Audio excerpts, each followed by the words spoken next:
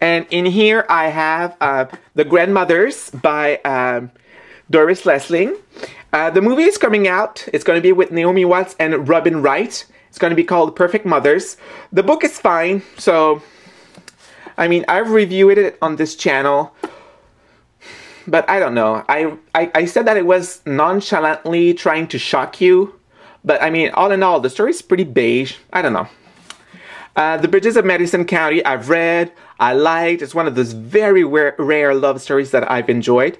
This is one of the J.R.R. Tolkien Silmarillion companion type book. Blech, boring. Yes, I said it, y'all. The Lord of the Rings was great, but this does not have like a clear narrative, so it did not engage me at all. Memoirs of a Geisha, I haven't read it. The Diary of Bridget Jones, I haven't read. What is that? Gabriel Garcia. I haven't read any of his book. So this one, is any of his book good? And this is Le Chateau, which is another Franz Kafka book. Is it good? I don't know. Okay. So this is the big, dreadful classic section. Oh. So, I mean, I use the word classic very loosely. It's, yes, classic, but mostly like old book or classic novels or stuff like that. I mean, out of 31 books, I've only read 4. So, way to go me. I mean, I've read Letters to a Young Poet. I mean, of course, look how big this is. What is this? I have no idea what that is, but I've read this. This is the Odyssey, which I haven't read. I also have the Iliad here. Are those any good? They're referenced to in the Alison Bechdel autobiography, but I haven't read it. This is La Reine Margot by Alexandre Dumas. He's the one who did Les Miserables. I have not read. This is a Charles Dickens novel. It's Mr. Pickwick. It's in French. I don't know why I picked it up in French, but obviously if I ever start reading some Charles Dickens, I'm going to pick it up in English. This is The Knight of the Round Table. I have a Rousseau novel. Is that good? This is Dr. Givago. I have not read. This is, I think, poetry. This is a Swan Song by Proust. I have not read. Emma by Jane Austen. Is that good? I have not read any Jane Austen book. I've tried to read Sense and Sensibility after I watched the movie, but I didn't finish it. This is about King Arthur. Oh my god, this is Agamemnon, a big Greek tragedy. Greek tragedy is just like a big old soap, and if I have a choice between reading this or watching The Young and the Restless, I'm gonna watch The Young and the Restless. At least it has some camp and people don't take it too seriously. The Trial of Socrates, mandatory read. Beowulf, which was death. The Canterbury Tale, which was death. These 2 novels were horrible. They're in Old English. English is not my first language. Why on earth would you not read a contemporary translation of it? I have no idea. I don't see the purpose of reading old English novels. I really don't. And I'm a linguist, and I'm telling you, there's no point to it. None. Bagel whatsoever. The Republic. This is Anna Karenina. This is the only Tolstoy book I have. Isn't it good? Sylvia Plath. Poetry. Oh my god, she's like so depressing, whatever. She's an emo writer. So, all dark hair, not a lot of substance I found. Bartleby the Scrivener, I reviewed on my channel. It's fine, it's nice, it's a short read, it's a great study in character, and I found that it could have a different read to it in today's society as it probably did back then. And then a couple of old books, like I have Midsummer's Night's Dream. Bill. Which one? What else do I have here? Oh, and like the Bhagavad Gita, the Decameron. Like, to me, these are like classic, overhyped, if you will. Yeah.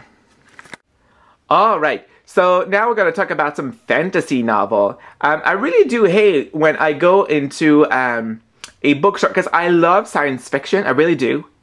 And I hate that they wrap up together fantasy and science fiction. I mean, yeah, they're so different. They should not be together. So I made a point in my bookcases to separate them. So I have some Dragon, well, my boyfriend has some Dragon Age novelization that I haven't read. This is R.A. Salvatore. He wrote some Dungeon and Dragon novel. I haven't played Dungeon and Dragons. I've never read any other Dungeon and Dragons novel. This was recommended by a friend of mine, well, Patrick. And I don't know, so I just gave it a try, and I found it good. I found it entertaining. So this was the novel that I read. It's the first novel into the Drist series. And how's it called? It's called Homeland. So I wanted to pick up the sequel, so I picked them up in English. And I was really enthusiastic, and I picked it up, like those 3 big books, which are basically 3 of those small books into one. And I haven't even finished this one. I think I'm halfway through or something. But one day I might pick it up again. Does it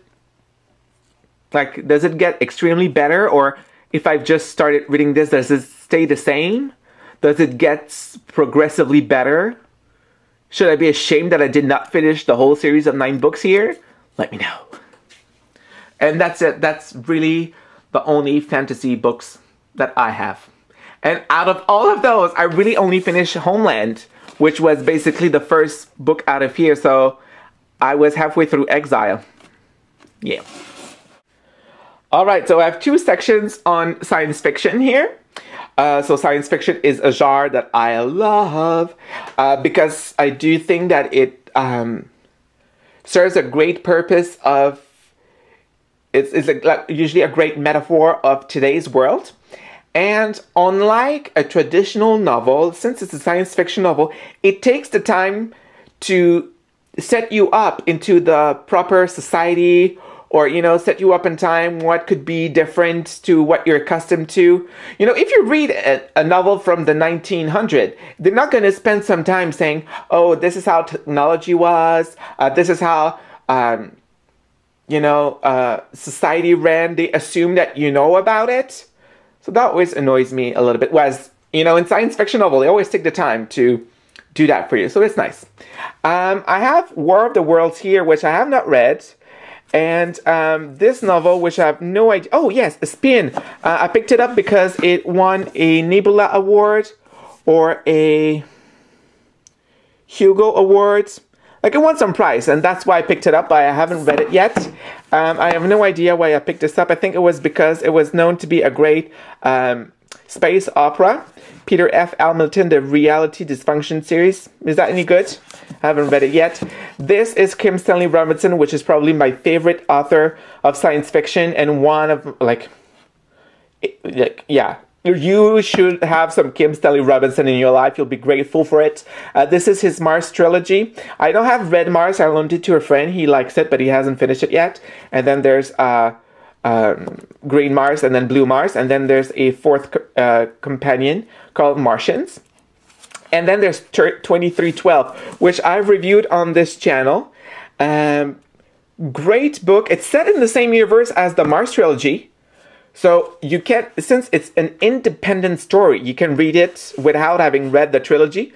It's just that if you've read the trilogy, you know, it's going to feel like a familiar environment, and you're going to like sort of the little wings that it does to the original series. And I have no idea why I have this one. Is it good? And then I have some Robert Silverberg novel. I had heard that Robert Silverberg was a great science fiction novel. I have read At Winter's End, sorry, and its sequel. It's in the series of the New Springtime, and this is the story of you know how we had dinosaurs and then it went extinct, and then we came. So this is basically the stories of the third wave, if you will, like what happens after we go extinct and third civilization or something starts. So I found it interesting. I'm a sucker for this type of novel. And I also read this. This is the Lord Mayapur or The Cycle of Mahipur or Majipur, however you want to say it, series. And this one is not great, you guys. I mean, this is a guy who lost his memory. This is how the novel begins. He's lost his memory. He goes into a village. The villagers, in the village there's a fair, like a state fair or something. And then they realize, oh, you're a really good juggler. So then the guy goes and becomes a juggler in some sort of like gypsy troops, if you will, or a traveling circus, I should say. And that's what the book is for, like 400 pages. A guy juggling. No. I was so disappointed. And that's why I haven't picked up any of the following novel in the series. And I also picked this up, but because I was disheartened by this novel, I haven't read this. This is Roma Eterna. And this is basically about what would have happened if the Roman Empire had not fallen. So I'm intrigued by the concept. How's it called? Oh my god, it has a term. Like alternative history, but... So basically it's like a big what if. So I was intrigued in that. Dune, I don't even think I think I finished it, but it's so boring. I was so disappointed in that. And I haven't picked up any of the following novels set into the same universe. I have not finished George Orwell 1984. I own it. I haven't finished it. Yes, I feel the shame. And to keep into the science fiction, well, I have this fantasy book that I keep here just because it's nice and big and I think it should be on the top shelf. The Lord of the Rings, I've obviously read. I only picked it up, yes, because the movie was coming up. And when I watched, I finished the first book. Then I watched the first movie, and then I finished the second and third book. And it's in French, but one day I might like to read it in English, but right now I have no time. House of Leaf by Mark Z. Danielewski. I have reviewed another of his book on my channel here. I do not know what that book is, though. It's called 50-Year Sword. It's a great novel, sort of like poetry, if you will. This is a horror story. I haven't... finished. I started it, but I haven't finished it. Is it any good? Should I keep on reading it? Let me know. Cloud Atlas. Great book, demanding but satisfying novel. I've reviewed this on my channel. This is Heaven's Shadow. I just picked it up randomly, you know, just browsing through. It seemed interesting, but I haven't read it yet. And David S. Goyer, he wrote like Batman movies.